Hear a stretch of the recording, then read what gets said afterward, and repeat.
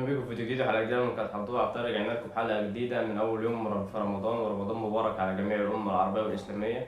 وحلقتنا النهارده هتكون عن منتخب مصر والقائمه اللي الكابتن حسام حسن المدير الفني بتاع منتخبنا نزلها. شويه تحليل عن بعض العناصر اللي كانت يعني المفروض تكون موجوده او العناصر اللي موجوده حاليا وفي ناس كتيره بتتكلم عنها. فيعني قبل ما نبدا مشترك في القناه وتفعل جرس التنبيهات وتدوس على زر اللايك. بداية حلقتنا هتكون مع يعني زي ما بنقول الحراس، يعني هناخدها حراسة، قلب دفاع، نص ملعب، والهجوم. الحراس اللي انا شايف ان الاربع حراس اما حاليا في مصر، ما انا ما شايف ان في احسن منهم تقدر تاخده. انت جمعت ما بين عناصر كتيرة جدا، جمعت ما بين عناصر خبرة وجمعت ما بين عناصر يعني المفروض تكون موجودة على الاقل نظرا ان هي بتقدمه عناصر شباب. بنتكلم عن نبدا بابو جبل. ابو جبل اللي لعب معاك نسختين افريقيا، حتى لو كان في بعض الناس انتقدت مستواه للنسخه الاخيره، الا ان على الاقل بيلعب كتير في الدوري ورجله موجوده. نفس الكلام على محمد عواد اللي في ناس اصلا من بطوله اللي فاتت كانت بتطالب بوجوده، فهو حسام حسن قرر يضمه. فانت بتتكلم ابو جبل هو موجود علشان كلنا عارفين حالات الطوارئ، لا قدر الله حد حصل له حاجه بيكون موجود، زي ما شفنا في النسخه اللي قبل اللي فاتت والنسخه اللي فاتت برضه. عواد نظرا برضه لان اللاعب عاوز يلعب تحت ضغط جماهيري ورجله في الملعب ولعب ماتشات كتير اخر فتره. اما المهدي سليمان في ناس كتيره يعني تقول لك طب ما المهدي سليمان كنت هات بقى مكانه محمد بسام. المهدي سليمان في الانديه ومش في الانديه، هو الراجل برضه ليه قناعاته الشخصيه، هو ممكن يكون شايف ان الحارس دوت في اكتر من مره كان مستحق يجي، فبالتالي هو جابه الفتره دي عشان رجله موجوده في الملعب وبيلعب في الاتحاد السكندري وتحت ضغط جماهيري وحاجات كتيره من دي. اما العنصر الابرز في الحراسه اللي اكتر الناس فرحت بوجوده وشايفه ان هو حاليا في اخر فتره احسن حارس في مصر، وهو مصطفى شوبير اللي اول ما ثبت فرصته قدر يمسك فيها. وادينا شفنا بعد كام ماتش قدر يروح المنتخب، وان في ناس كتيره مرشحه ان هو هيكون الحارس الاساسي بتاع المنتخب زي ما هو حاليا الحارس الاساسي بتاع الاهلي. فده بالنسبه للحراسه. هنيجي بقى للدفاع، ناخدهم من الناحيه اليمين. نتكلم عن محمد هاني واكرم توفيق. محمد هاني برضو حاليا من السنه اللي فاتت، برغم برضو ان انت مش ده الباك اليمين اللي انت تبني، بس هو حاليا يعتبر احسن باك يمين في مصر. في ناس كتيره برضو قالت لك في لاعيبه من هنا ولاعيبه من هنا، منهم هشام صلاح بتاع الاتحاد السكندري، لكن برضه كل مدرب له قناعات. شاف لك ان محمد هاني مع الاهلي وماسك مكانه وكل حاجه. في نفس الوقت في ناس قالت برضه في مشاكل شخصيه من عمر كمال عبد الواحد، لكن انت بتتكلم عن كلام عن محمد هاني، هو الباك اليمين الوحيد في مصر اللي قادر في اخر فتره يكون ماسك مركزه زي ما بيقولوا، بيلعب في دوري، بيلعب في كاس، بيلعب في افريقيا، بيلعب كاس عالم انديه، لعب سوبر، فتحط تحت ضغوطات كتير، على الاقل لو حصل حاجه هيقدر يستحمل.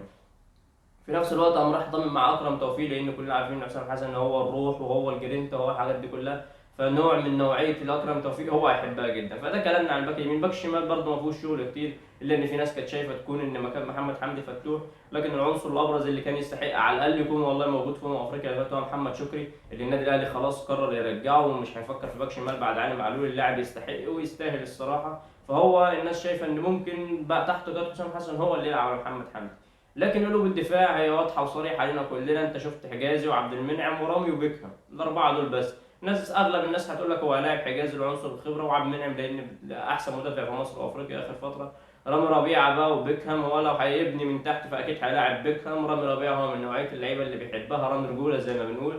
فده كلامنا عن الدفاع اللي اكتر الناس شايفه ان هو لو على طريقه كابتن حسام حسن ذات نفسها، لكن هو من زمان مقتنع بمحمد هاني. فانت بتتكلم في محمد هاني وحجازي ومنعم ومحمد شكري وتحتيهم مصطفى شوبير، دولت الخمسه اللي في خط الدفاع اللي نقدر نقول ان هم على الاقل لو سالت اي حد مين التشكيله هيحط لك الخمسه دول.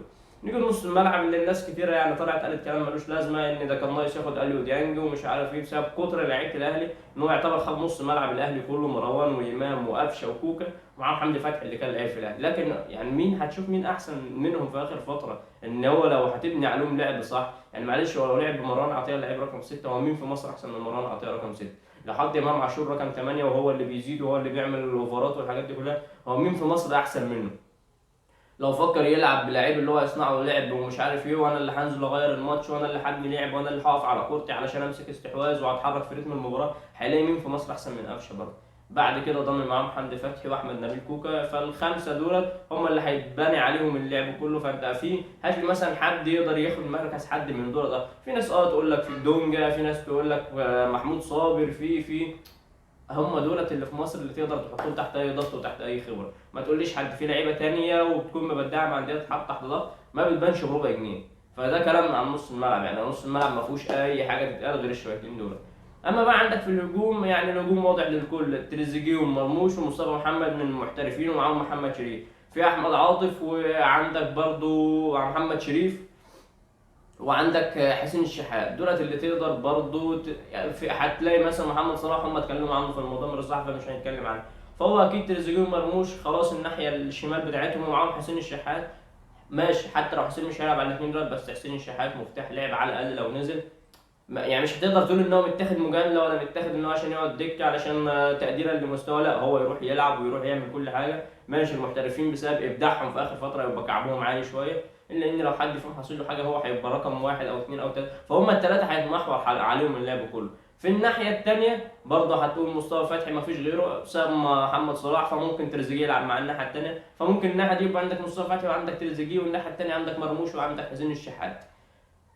طبعا زيزو كلنا عارفين ان هو اتصاب. عندك بقى احمد عاطف ومحمد شريف، هما ومع مصطفى محمد هما الثلاثه اللي قدام. محمد شريف ممكن يكون بعيد شويه، الا ان هو حسام حسن بيحب نوع اللعيبه بتاعت محمد شريف. واحمد عاطف برضو المهاجم المحطه اللي كلنا شايفين مع فلوتشر من اهم المفاتيح اللعب، حتى لو سجله تهديف مش كبير لكن هو من اهم مفاتيح اللعب وكلنا عارفين كده مع فلوتشر. نيجي بقى للموضوع الاكبر بتاع برضو في الخط الهجوم، محمد الشامي، اللي في ناس برضو كتير طلعت تنتقص وتعمل وتنتقد والحوارات دي كلها وهم ما شافوش اللعب مع المنتخب. يقول لك اصل شوفوا مع مصر عمل ايه، اصل شوفوا لما راح فين عمل ايه. محمد الشامي برضه مفتاح لعب كويس، وحسام حسن حافظه كويس، وهو حافظ حسام حسن. برضه المدرب لازم ياخد لعيبه تخدم افكاره. معلش، انا لو محمد شريف مثلا مش موجود في القائمه، وعندك مصطفى محمد وعندك احمد عاطف، وانا في مصطفى محمد خلاص انا الناس حطوا عليه لعيبه اطوال ففجاه انا احتجت واحد اللي هو زي ما بيقولوا المهاجم اللي في ال 18، فنوعيته هديت ازهار، اللي هو ايه، يفضل يخبط لي في الدفاع، يفضل يزاول، يفضل ياخد الكره ويلف. ما انا اكيد هحتاج محمد الشامي، حتى على الاقل نظرا برضه لو حسبتها كده تكريما لمستوى اخر فتره، فلازم كل مدرب يختار نوعيه اللعيبه. فدي يعني كلام الناس في اخر فتره، ولكن لو سالت حد على التشكيل اغلب الناس هتقول لك شوبير وهاني ومنعم وحجازي وشكري، قدامهم مروان وامام وقفشه، قدامهم تريزيجيه ومصطفى او مرموش ومصطفى ومصطفى فتحي. فدي التشكيله اللي يعني مش عارف الناس برضه، في ناس يعني انا شايف ان دي في منها كتير وجوه جديده تلعب اساسيه. خلاص بدأنا نشيل يعني عائق المحترفين الكتير زيادة عن اللزوم اللي أغلبهم في ناس كتير مش بتبقى مؤثرة. لعيبة كبار السن، على الأقل هنبدأ نشوف جيل جديد بعد البطولة الودية دي مع المنتخب يسند ويشيل العناصر اللي هي حابة تطلع، وده اللي شايفينه حسام حسن في لعيبة كتير ما ضمهاش مستني يشوفها مع المنتخب الأولمبي. فبس هي دي كانت حلقة النهاردة. فقبل ما نهمل في القناة وتفعل جرس التنبيهات وتدوس على زر في الكومنتات برضه أنت شايف إيه تطوقعاتك وتطلعاتك الفترة الجاية مع كابتن حسام حسن والعناصر اللي بيضمها.